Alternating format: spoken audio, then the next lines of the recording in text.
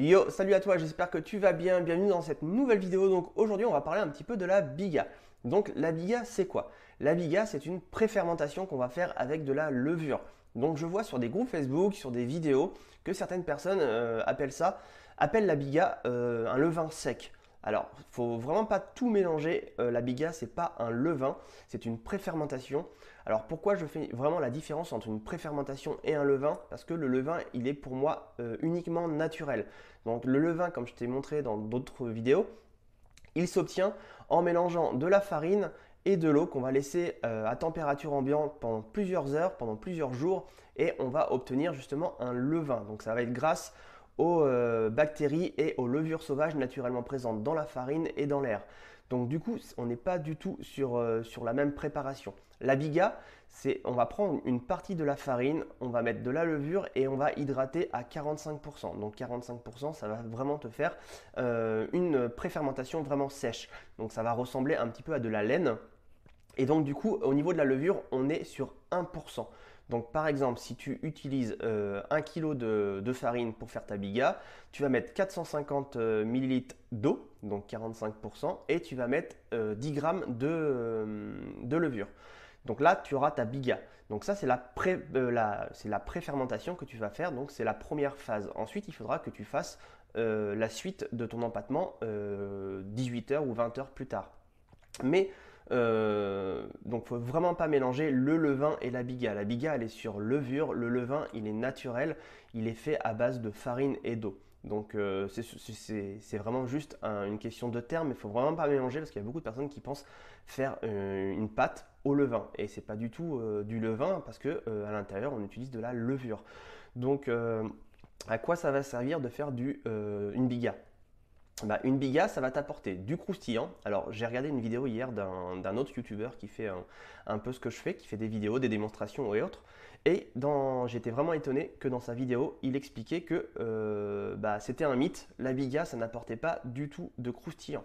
Alors, je ne sais pas comment il fait sa biga, je ne sais pas quelle biga il a mangé, mais moi, je peux t'affirmer que c'est complètement faux. La biga, ça apporte énormément de croustillant, ça n'a rien à voir. Tu peux faire le même empattement indirect et, euh, et par exemple bah, une biga, eh ben, tu n'auras pas du tout le même croustillant. La biga, ça apporte énormément de croustillant. Bah, justement, je pense que c'est la préfermentation qui est sèche, qui va développer pendant une vingtaine d'heures, qui va permettre justement d'apporter ce croustillant à la pâte. Donc, si tu entends que la biga n'apporte pas de croustillant, dis-toi que c'est vraiment faux et c'est peut-être que la personne bah, le fait mal parce que la biga c'est assez technique et quand tu fais vraiment une bonne biga, bah, tu as vraiment du croustillant qui est vraiment incomparable par rapport à d'autres empattements. Donc voilà, donc ça c'était le premier point que je voulais aborder. Donc ça apporte du croustillant, ça va t'apporter un petit peu d'alvéolage supplémentaire et ça va t'apporter aussi des arômes supplémentaires que tu n'auras pas avec d'autres empattements. Donc comme je t'ai déjà expliqué dans d'autres vidéos, dans les, euh, dans les empattements indirects, donc la biga est un empattement indirect, il y a le pouliche, la biga, il y a le levain naturel et autres, et chacun va développer des arômes différents. Donc la biga va apporter un arôme différent par rapport au pouliche, mais on est vraiment sur une pâte qui va vraiment être croustillante. Donc ça va t'apporter du croustillant, de l'alvéolage et des arômes vraiment uniques à la biga. Donc c'est difficile de t'expliquer quel genre d'arôme tu vas pouvoir développer parce que ça va être en fonction de ta farine, ça va être en fonction de ton environnement, de la biga, comment tu vas la faire, mais ça va t'apporter vraiment des arômes qui vont donner vraiment un très bon goût à ta pizza. Donc voilà, c'est quoi la biga? Donc comment on fait une biga? Donc par exemple, imaginons que tu fais un empattement avec 1 kg de farine. Donc en fait, si tu veux faire une biga, par exemple, à 50%, tu vas prendre 50% de cette farine. Donc tu vas prendre 500 g de farine, tu vas mettre 45 g d'eau dans ces 45% d'eau dans ces 500 g de farine et tu vas mettre 1% de levure, donc qui va être 5 g par rapport aux 500 g de farine. Donc cette préfermentation là, tu vas la laisser tu vas donc mélanger ce mélange, tu vas obtenir une genre de laine. Je te montrerai, je te ferai une vidéo comment on fait une biga. Et, euh, et donc ensuite, cette préparation-là, tu vas la laisser à température ambiante dans un récipient bien fermé pendant 18 heures à 20 heures. Donc à température ambiante. Donc 18 heures, 20 heures, c'est suivant la température qu'il va faire dans ta pièce. Donc plus il fera chaud, moins tu vas laisser de temps. Et moins il fera chaud, plus tu vas laisser de temps reposer. Donc du coup, ensuite, cette préparation-là, qu'est-ce que tu vas en faire? Bah, tu vas ajouter le reste de tes ingrédients, de ton empattement 20 heures plus tard. Tu finis ta pâte et ensuite bah, tu auras donc du coup un empattement avec 50% de biga à l'intérieur.